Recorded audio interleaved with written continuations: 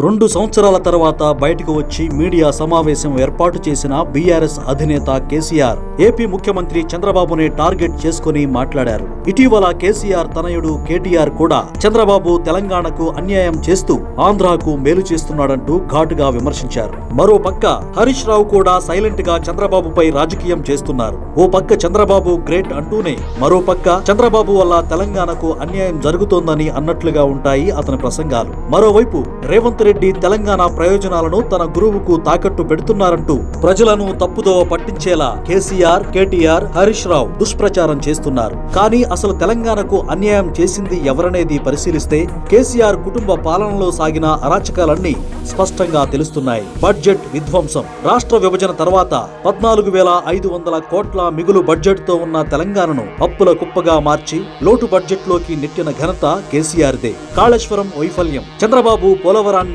జాతీయ ప్రాజెక్టుగా మార్చి కేంద్ర నిధులు తెస్తే కేసీఆర్ మాత్రం 1.50 లక్షల కోట్ల రాష్ట్ర సొమ్మును కాళేశ్వరానికి తగలేశారు. నాసిరకం నిర్మాణంతో ప్రాజెక్టు నిరుపయోగంగా మారగా కమిషన్ల రూపంలో లక్షల కోట్లు కేసీఆర్ కుటుంబ సభ్యుల జేబుల్లోకి వెళ్లాయి. రియల్ ఎస్టేట్ దోపిడీ, హైదరాబాద్ లో రియల్ ఎస్టేట్ ధరలను సామాన్యులకు అందనంత స్థాయికి పెంచి తన అనుచర వ్యాపారస్తులతో కలిసి కేసీఆర్ భారీగా లాభపడ్డారు. ధరణి మరియు భూ కుంభకోణం, ధరణి పోర్టల్ ముసుగులో ప్రభుత్వ భూములను, అసైన్డ్ భూములను కేసీఆర్ తన కుటుంబం మరియు మంత్రుల పేర్ల మీదకు మళ్లించి లక్షల ఎకరాలను కబ్జా చేశారు. మిషన్ భగీరథ, ఇంటింటికి నీరు అని చెప్పి వేల కోట్లు ఖర్చు చేసినా నేటికి అనేక గ్రామాలు దాహార్తితో అలమటిస్తున్నాయి. ఈ ప్రాజెక్టు కేవలం పైపుల కాంట్రాక్టుల కమిషన్ల కోసమే చేశారనే విమర్శలు ఉన్నాయి. ఆ కాంట్రాక్టుల ద్వారా వేల కోట్ల రూపాయలు కేసీఆర్ కుటుంబ సభ్యుల సొంతమయ్యాయి. కుటుంబ పెత్తనం, లిక్కర్ స్కామ్ ద్వారా కవిత, కమిషన్ల ద్వారా కేటీఆర్, ఇలా ఒకే కుటుంబానికి చెందిన వారి చేతుల్లోకి రాష్ట్ర సంపదను మళ్లించారు.